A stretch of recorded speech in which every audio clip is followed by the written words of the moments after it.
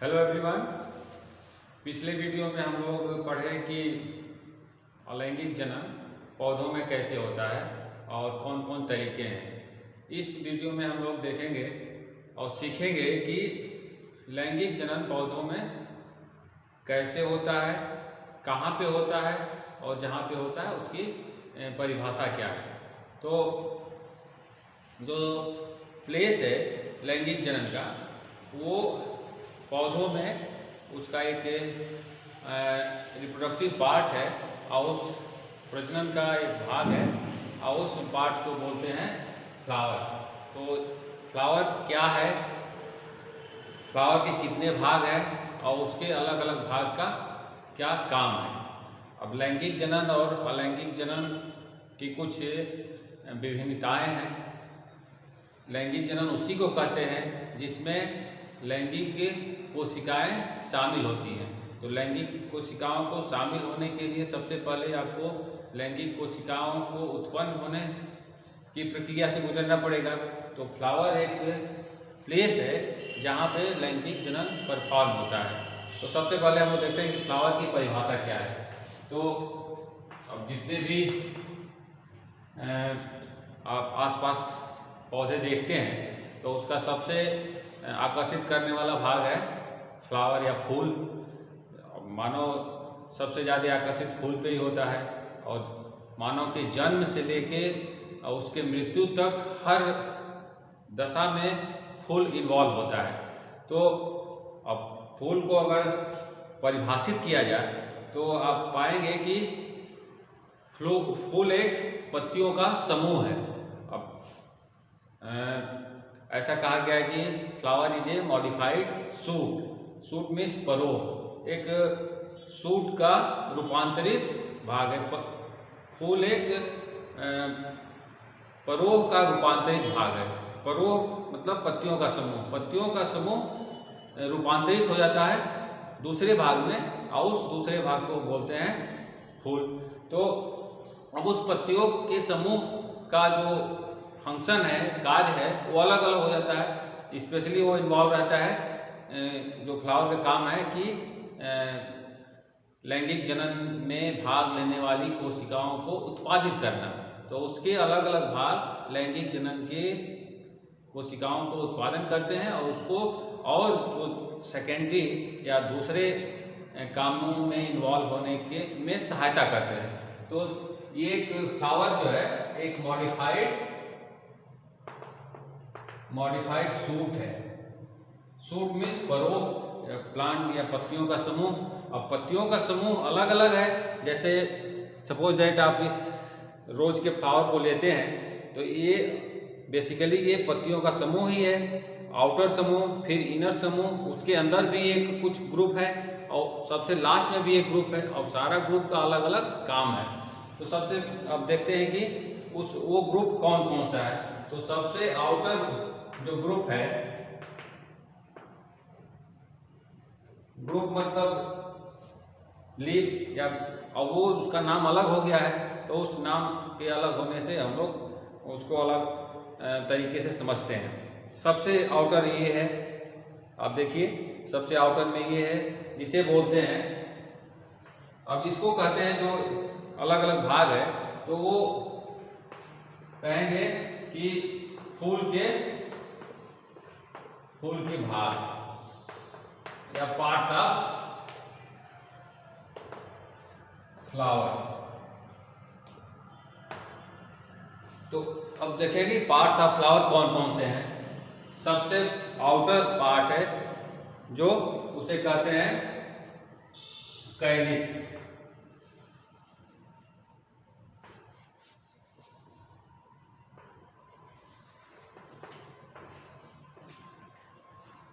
अब हिंदी में इसे कहते हैं वाह्यदल।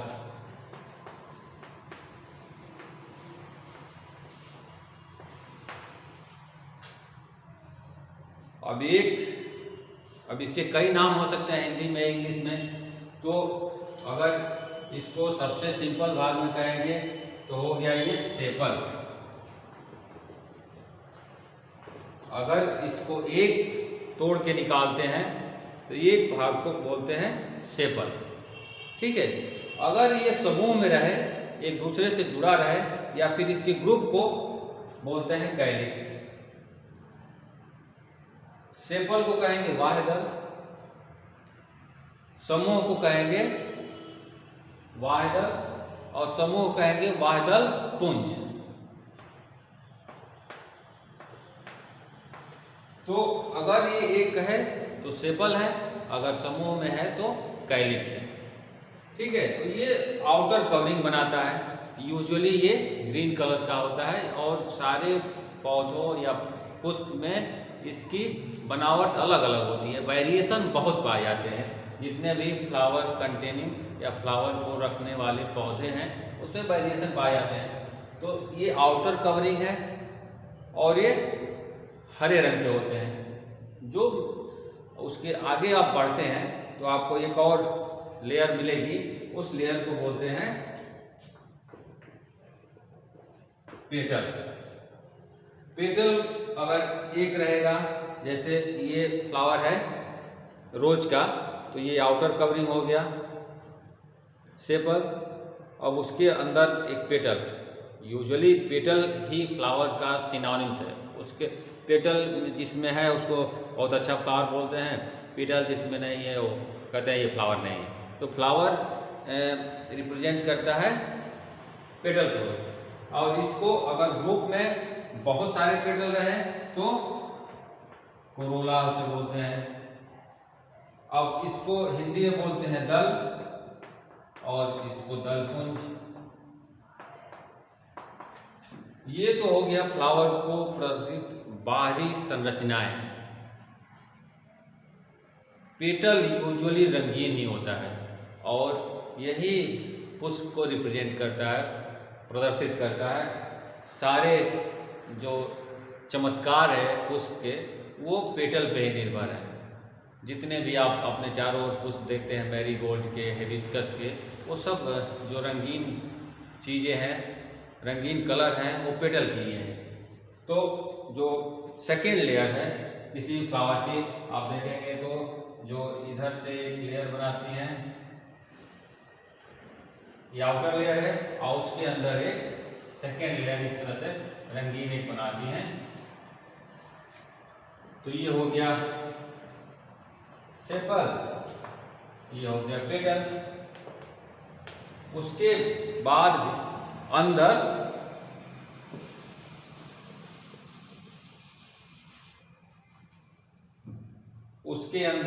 जब आप जाते हैं, तीसरी जो लाइन है उसमें फ्लावर का बनता है, आपको मिलेगा ऐसे ऐसी संरचनाएं।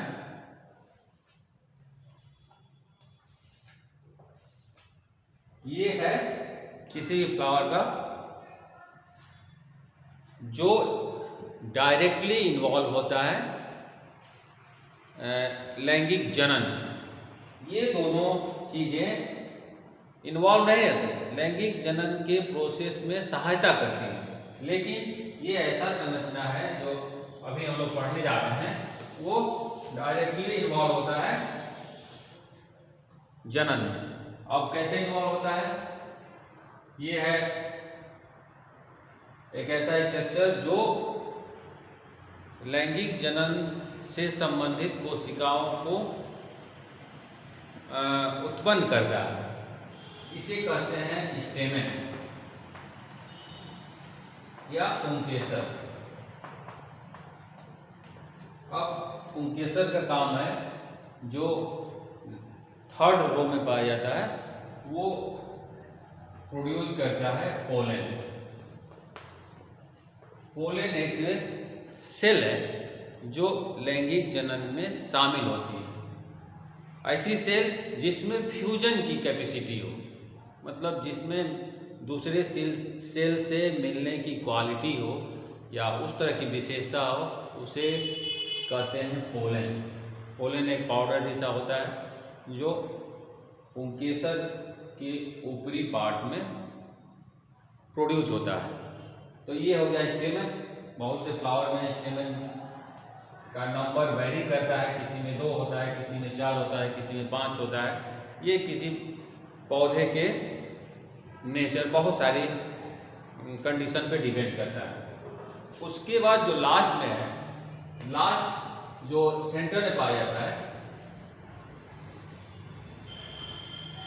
अब पुंकेसर के समूह को बोलते हैं एंड्रोसियम। तो सेंटर में पाया जाता है, ये होता है पिस्टिल, स्त्री केसर। स्त्री केसर के जो टिपिकल स्ट्रक्चर है वो टिपिकल स्ट्रक्चर इस तरह का है। इसके ऊपरी वाले भाग को बोलते हैं स्टिग्मा, बीच वाले को स्टाइल, और जो थोड़ा सा नीचे वाला भाग स्वेलन है, फैला हुआ है, उसे बोलते हैं ओवरी। ये दोनों पार्ट डायरेक्टली इन्वॉल्व होते हैं लैंगिक जनन में पौधों के, क्योंकि स्टेमेन प्रोड्यूस करता है पोलन जो एक सेल है, और पिस्टिल प्रोड्यूस करता है एग।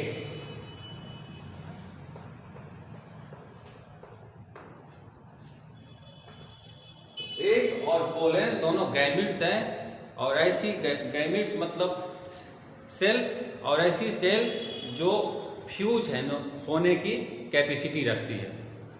ऐसी कोई भी सेल नहीं है जिसमें फ्यूजन की कैपेसिटी हो, लेकिन एग में और पोलन में फ्यूज होने की कैपेसिटी है, और after fusion they form the, fusion के बाद ये दूसरी सेल फॉर्म करती है, उस सेल को बोलते हैं जाइगोट। और जाइगोट के बाद एम्ब्रियो होता है,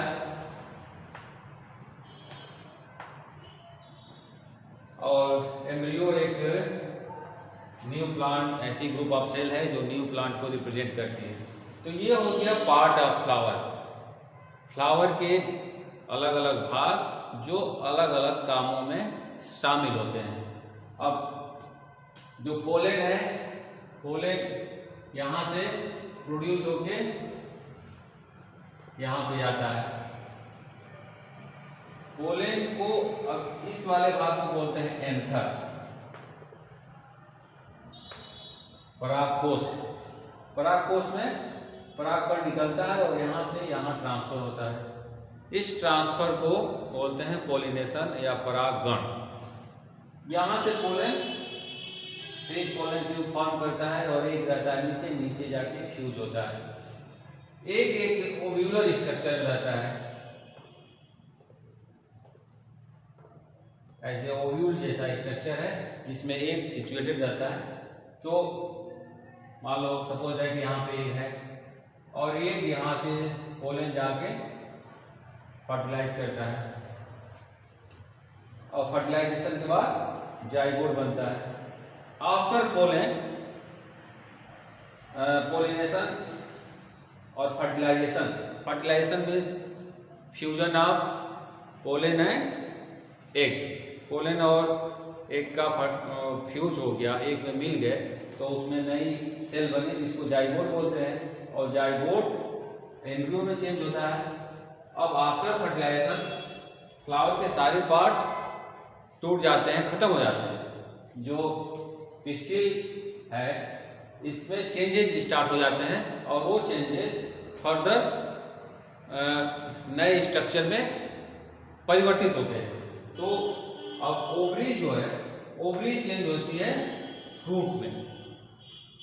जो एक पिस्टिल का नीचे वाला भाग है, एक इम्पॉर्टेंट क्वेश्चन है कि ओवरी का काम है, ओवरी का जो प्राइमरी वर्क है वो है एग को प्रोड्यूस करना, एक प्रोडक्शन। किसी भी लिविंग वर्ड में either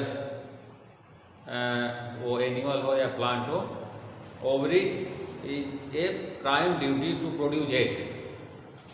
but after fertilisation ovary पौधों में ये कन्वर्ट हो जाती है फ्रूट में।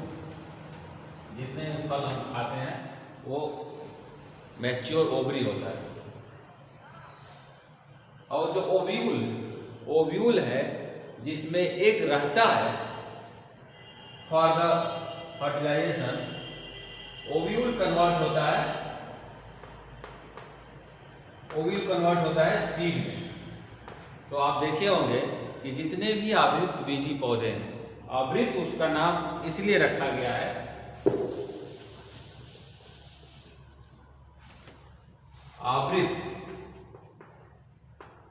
आवृत बीजी, बीज के ऊपर आवरण, तो सीड बनता है बीज और उसके ऊपर आवरण किसका रहता है, फ्रूट का। सभी आवृत बीजी अपने सीड को फ्रूट के अंदर सुरक्षित रखते हैं। तो ओव्यूल से सीड बनता है और उसके चारों ओर जो ओवरी है, जो जिसका प्राइमरी फंक्शन है एक को प्रोड्यूस करना, आप इसके बाद एक जो है जब प्रोड्यूस हो गया तो वो ओवरी फ्रूट में कन्वर्ट हो जाती है। तो इस तरह से प्लांट में फर्टिलाइजेशन होता है और फर्टिलाइजेशन ही लैंगिक जनन का एक बेसिक रिक्वायरमेंट है। मतलब fertilisation means fusion of male and female gametes. Fertilisation किसे कहते हैं, दो चीजें हैं, फर्टिलाइजेशन और एक हो गया पोलिनेशन। तो फर्टिलाइजेशन तो एक यूनिवर्सल वर्ड हो गया for the living world. Living world के लिए यूनिवर्सल एक है कि fertilisation means fusion of male and female gametes, gametes का मिक्सिंग। गैमेट्स अगर एक दूसरे से मिल जाते हैं, उस मिलने की प्रक्रिया को कहते हैं फर्टिलाइजेशन। और पोलिनेशन उसे कहते हैं कि ट्रांसफर ऑफ पोलन, स्थानांतरण pollen from anther to stigma. अगर यहाँ से यहाँ, अब वो कभी कभी अपने फ्लावर का होता है, कभी पोलिनेशन अपने पुष्प का दूसरे पुष्प पे चला जाता है, तो उसे कहते हैं क्रॉस पोलिनेशन। और अपने ही एंथर से पोलन निकल के अपने ही उस पर जाता है स्टिग्मा पे, तो उसे कहते हैं सेल्फ पोलिनेशन, स्वपरागण और पर परागण। लेकिन पोलिनेशन एक ऐसा प्रोसेस है जिसमें पोलन एंथर से निकल के स्टिग्मा पे जाता है और इस प्रोसेस को बोलते हैं पोलिनेशन। और फर्टिलाइजेशन है फ्यूजन ऑफ गैमेट्स। गैमेट्स, अब गैमेट्स कौन कौन से हैं, पोलन है प्लांट में, पोलन और एग, इन दोनों का फ्यूजन कहलाता है फर्टिलाइजेशन। और गैमेट्स सेल है, that is the cell which have the property to fuse.